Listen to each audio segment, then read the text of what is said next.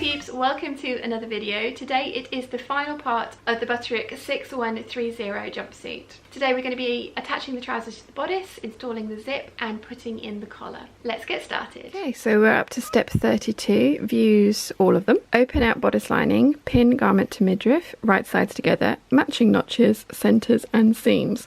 Baste, stitch, trim seam allowances, press seam allowance towards bodice.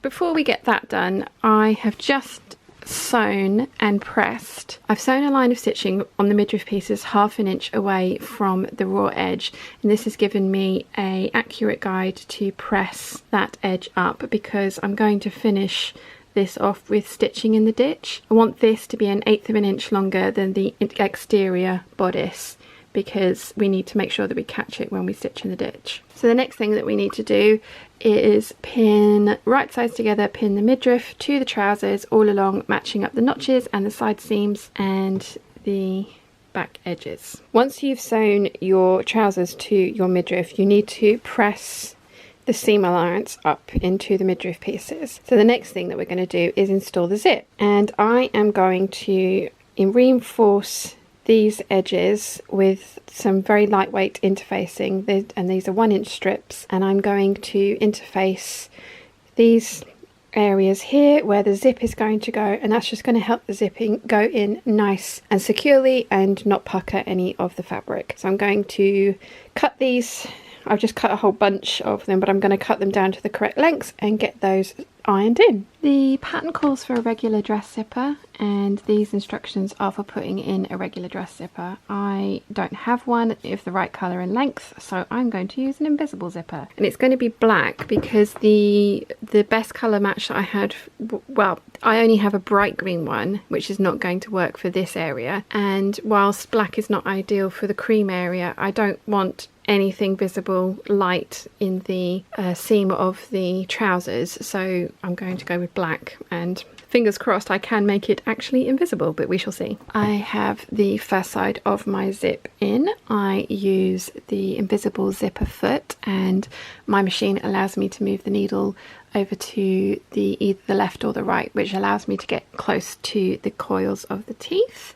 So once that's sewn in, I then do the zip up and then make marks on any points that need to be matched up. So for this one, it will be the waistband, and it's good to note as well for this pattern that the zip goes all the way up to the top here. So I'm going to install the other side, and the other thing to note as well is this is the raw edge, and the zip goes in 5/8 of an inch away from the raw edge, so you need to make sure that you're actually putting your stitching line at the 5/8 of an inch seam allowance. Using that method, you should end up with points that meet up quite nicely, and I think that one's out by a fraction, but I'm going to call that good because if anyone's getting close enough to see that that's out, they're far too close. So we now need to close up the bottom of the crotch seam because this would definitely be indecent. So you want your zip closed, and you're going to turn the garment inside out, and you're going to get your regular zipper foot out, and we're going to close up that remaining part of the seam. We're going to pin the remaining part of the seam closed, and with the zipper foot on, you want your needle as far over to the right as it will go, and we're not going to be able to get right up to this part of the stitching. So what you're going to want to do is overlap it by about 1/4 of an inch, and you're probably going to be able to get 1/8 or maybe 1/4 of an inch away, and we're going to back stitch there and then sew down and meet up with this line of stitching that we've done here. You should end up with something that looks like this. So we've just overlapped, like I say, by about 1/4 of an inch of back stitch there, and then I've sewn the rest of the seam to meet up with the original stitching that I'd done. So I need to give this a press gently because this fabric is one of those nice ones that does like to go shiny on the crepe side, and then we can finish off the lining. Step 34 is turn back edges of lining to clear zipper teeth, slip stitch to zipper tapes. I'm going to see if I can stitch these in by machine because I just prefer the look that gives, and I find it's much more secure, so I'm going to give that a try. Okay, you can totally do this with slip stitching if you would like to, but you can also do this with the machine. So we have the main bodice here, and we have the lining, and we still have the gap at the top from where we stitched it to the large squares. What you want to do is open it up so that you have the lining and the main fabric right sides together, sandwiching the zip, and then you want to pin from the top and you're going to want to leave about sort of just more than 1/8 of an inch, but kind of less than 1/4 of an inch of the lining hanging over, and that's just to account for the fact that we're not going to be sewing it at this seam line. We're going to be sewing it close to the zipper teeth along here. So we're going to pin this and then sew that down with our regular zipper foot, and I'll show you where to put the needle in just a second. I've got everything pinned in place, and as you can see there's a little bit of the lining poking out. I've got my zipper foot on and I've got the needle over to the left, but it's as close to the bar of the foot as it will go, because I don't want to be sewing right up to here. I want to be sewing on the zipper tape. So I've got this edge of the foot ringing against the coils of the zip so that I'm attaching the lining to the zipper tape along here. So I'm going to do that back stitch at the beginning and the end. Okay, so once you've got that sewn in place, just reach through and turn your garment right side out, and you will have a nicely secured lining to your zipper. I had pre-pressed this, but you really don't have to, and I'm going to go and press this again so that it's out of the way. The next thing you want to do is baste the remaining of this opening at the top here shut. So I'm going to carry on these basting stitches from here, and I'm going to do that on both sides. So we now got to start work on the collar. So the first thing it wants us to do is ease stitch the notched edge of collar between the squares and the large circles. So I'm going to get that done. The next thing is press under 5/8 of an inch on long unnotched edge of collar. Trim pressed under edge to 3/8 of an inch. So I'm actually going to sew a line of stitching at 5/8 of an inch, which will give me an even way of pressing all along that edge of the collar. It's going to be covered up when the collar covers over itself, and I'm also going to be stitching in the ditch to finish this off, not slip stitching as is recommended because we all know that I don't follow patterns basically. So I'm going to get this done and get this edge folded and pressed under. So I have my ease stitching.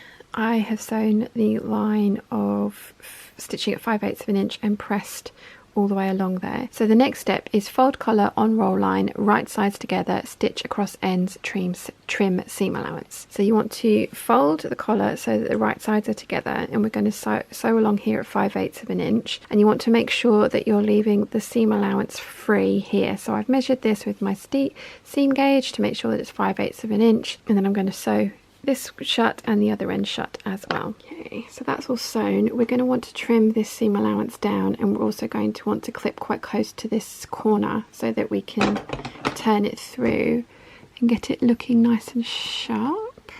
And again, I'm going to not do this through the viewfinder for reasons. Ask me how I know. I say that a lot, don't I? I'm going to trim there so that when we turn this the right side out to press, fingers crossed, we should get a nice corner. So I'm going to do that for the other side, and then I'm going to press all along the fold line .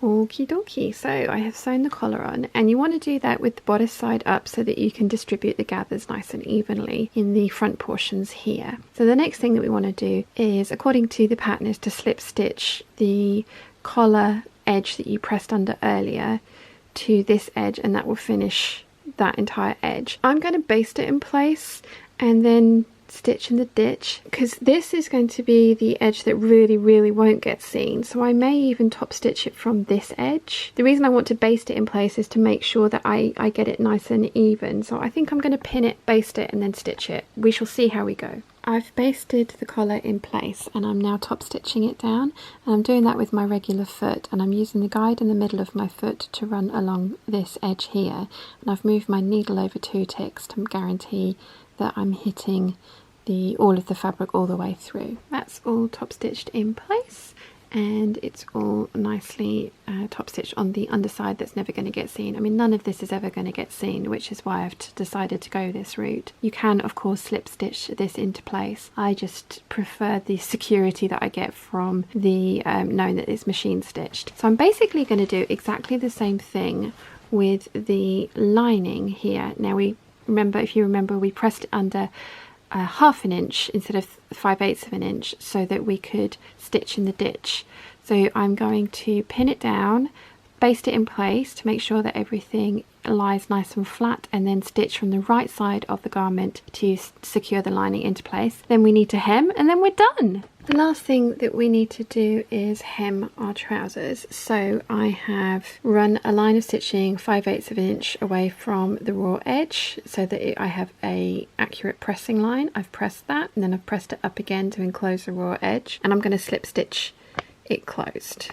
If you have any questions, let me know in the comment section down below and I will do my best to answer them. I can definitely see myself making this again, and I can definitely see myself making this in a print all over. I can also see myself making this with more of my scraps, and I've seen people do the print here and a print on the trousers and then a solid at the waistband and a solid around the collar. That looks really cool. I did do the little sleeve option on mine. You could totally do it without if you wanted.